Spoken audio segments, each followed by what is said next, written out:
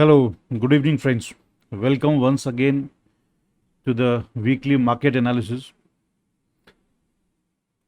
Last week हम थोड़ा सा नीचे बंद हुए, बट ओवरऑल मार्केट्स की जो सिचुएशन है वो शेकी है.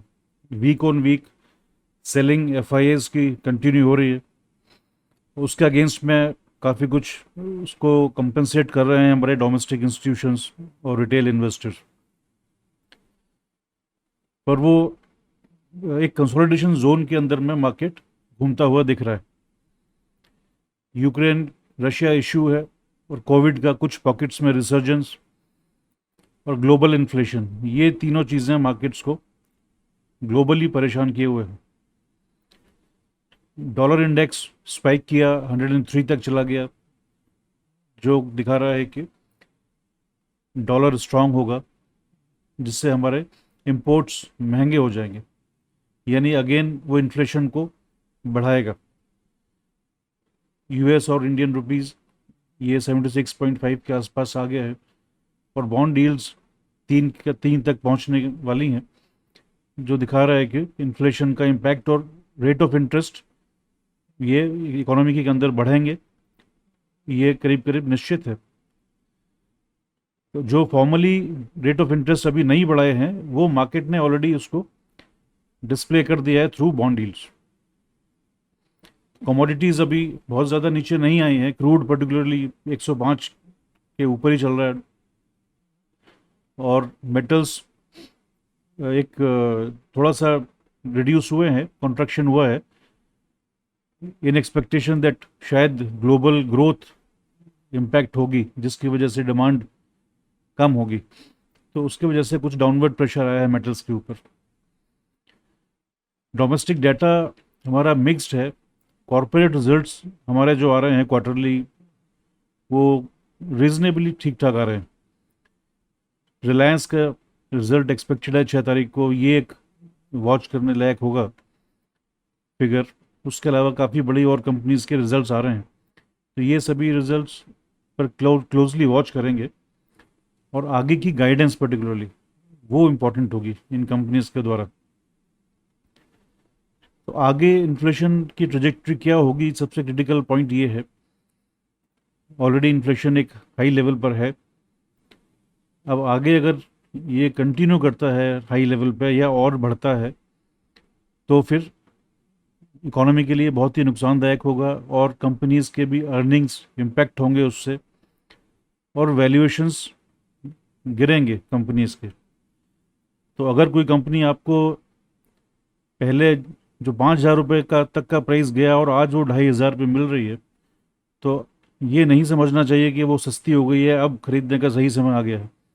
वो 2,500 से 1,500 पर भी आ सकती है, डिपेंडिंग कि उसके वैल्यूएशंस अर्निंग्स आगे कैसे पैन आउट होते हैं. तो this is not the time where we buy aggressively. और इस ओवरऑल सिनेरियो में बैंकिंग डेफिनेटली एक सेक्टर रहेगा वॉच करने के लिए विद अ पॉजिटिव सेंस, क्योंकि रेट ऑफ इंटरेस्ट बढ़ेंगे तो बैंकिंग को फ़ायदा होगा उसका. ओवरसीज क्यूज भी मिक्स्ड हैं. डाउ जोन्स वापस 200 डेमा के नीचे अभी सस्टेन कर रहा है और यूएसए का 2022 का जो फर्स्ट क्वार्टर है उसका ग्रोथ का डाटा भी बिलो मार्केट एक्सपेक्टेशन आया है. हालांकि जापान और चाइना से पॉजिटिव डाटा आया है ग्रोथ का, लेकिन overall demand contraction clearly expected है. हमारे यहाँ विक्स स्टेबल है, थोड़ा सा हाई लेवल पे 18-19 के आसपास वो सस्टेन कर रहा है.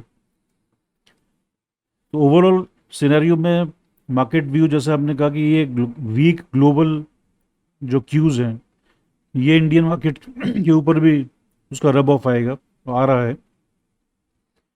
निफ्टी हालांकि अभी भी 200 डेमा के ऊपर है, जो हमारा आता है 16,865, और ऐसा उम्मीद है कि अभी ये शुरू होने वाले हफ्ते में मंडे से हम शायद इसको टेस्ट करेंगे और यहाँ से एक रिबाउंड भी देखने को मिल सकता है. और अगर 16,800 जो एक बहुत क्रिटिकल सपोर्ट है, अगर ये हम इसको अगर रिटेन नहीं कर पाए तो फिर ये मार्केट नीचे और फर्दर लेवल्स देखेगा 16,400 16,200 तक के भी.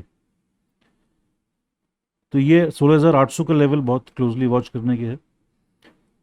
अगेन जैसे पहले कहा था कि बैंक स्टॉक्स ये एक शेड बेटर हैं, सिर्फ बैंकिंग को H D F C bank drag कर रहा है, बिकॉज ये जो मर्जर हुआ उसके उस मार्केट ने थोड़ा नेगेटिवली लिया। तो अभी H D F C bank ने ग्रुप ने ये अनाउंस किया है कि वो लोग इस मर्जर के बारे में रोड शो करेंगे और एक्सप्लेन करेंगे लोगों को कि क्या इसके अंदर बेनिफिट्स हैं। तो शायद इससे कुछ पॉजिटिविटी आए H D F C bank के शेयर में। वो अगर होता है तो बैंक डेफिनेटली बैंक इंडेक्स अच्छा परफॉर्म करेगा और बैंक स्टॉक्स भी अच्छा परफॉर्म करेंगे, particularly because of the inflationary situation जैसा हमने पहले बात की। तो ओवरऑल सिनेरियो में मार्केट एक रेंज के अंदर ही घूमता हुआ दिखेगा। वो रेंज कभी छोटी या बड़ी हो सकती है। अभी प्रेजेंटली वो 17,500 अपर साइड में और नीचे 16,800 16,500 ये रेंज दिख सकती है। तो अभी कोई भी डायरेक्शनल या कोई एग्रेसिव बेट्स नहीं लेने का समय है। We have to wait and watch till the market take some direction. So that's all folks for this week. Thank you for watching. Good night.